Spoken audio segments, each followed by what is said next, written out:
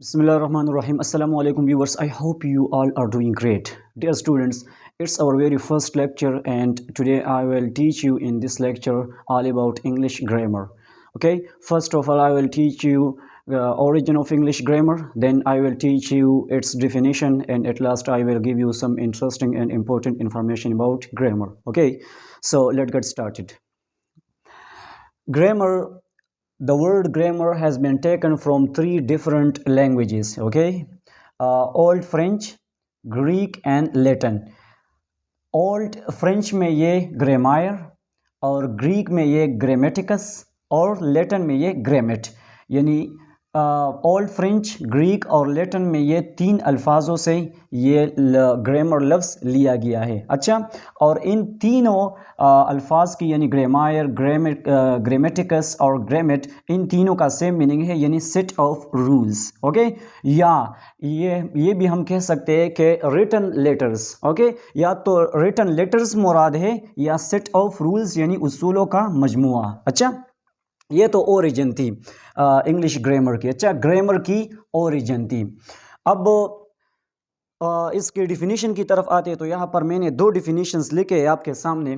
First definition है, it's a set of rules, यानी उसूलों का मजमुआ है, ऑफ द लैंग्वेज, ज़ुबान की, थ्रू विच, जिसके ज़रिए वी लर्न, हम सीखते हैं, द एक्यूरेट यानी सही यूसेज, इस्तेमाल ऑफ वर्ड्स, अल्फाज की, यानी ये उसूलों का मजमुआ है एक ज़ुबान की जिसके ज़रिए हम सीखते हैं अल्फाज का सही इस्तेमाल. अच्छा, ग्रामर सिर्फ इंग्लिश लैंग्वेज की नहीं है, यानी हर ज़ुबान की जो ग्रामर होती है, उसूल होती है, तो उनकी यही डिफिनीशन होगी और यही मतलब होगा. अच्छा, अब दूसरा डिफिनीशन है इसका, it's the system of a language, ये एक ज़ुबान की निज़ाम होती है. सिस्टम, हर चीज़ का एक सिस्टम होता है, यानी सिस्टमेटिकली काम करता है वो. तो यहाँ पर ये इंग्लिश लैंग्वेज भी इंग्लिश लैंग्वेज का भी एक सिस्टम है. अच्छा, थ्रू विच वी नो, जिसके ज़रिए हम सीखते हैं, द राइट प्लेसमेंट, सही जगह हम सीखते हैं, ऑफ राइट वर्ड, सही अल्फाज की,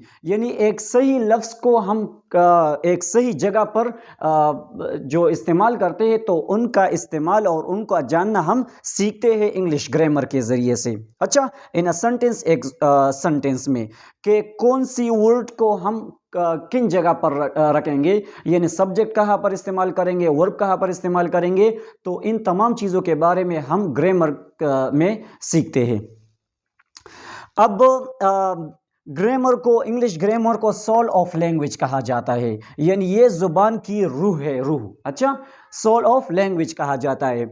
अब इसके अलावा एक क्वेश्चन जहन में आता है कि who is the father of English language, यानी इंग्लिश ज़ुबान किसने, इसका खालिक कौन है, फादर कौन है. सो लैंडली मरे ये इंग्लिश ग्रामर का फादर है. अच्छा, और जो English grammar, another question can come in mind that who wrote first grammar, English grammar. Okay, who wrote first it, किसने पहले लिखी है इंग्लिश ग्रामर. सो विलियम बल्कर, इसने पहला पंपलेट जो लिखा है वो तकरीबन 1586 यानी 1586 में उसने पहला पंपलेट ऑफ इंग्लिश ग्रामर लिखा है और पब्लिश किया है. अच्छा, सो विलियम बल्कर, इसने पहला पंपलेट लिखा था.